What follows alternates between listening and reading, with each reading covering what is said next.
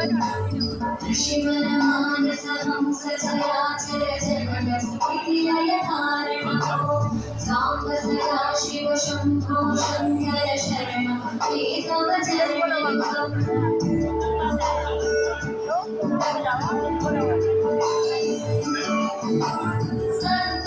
सन्तकरणविशुद्धिं भक्तिं चक्मयि सतीं प्रदेहि विभो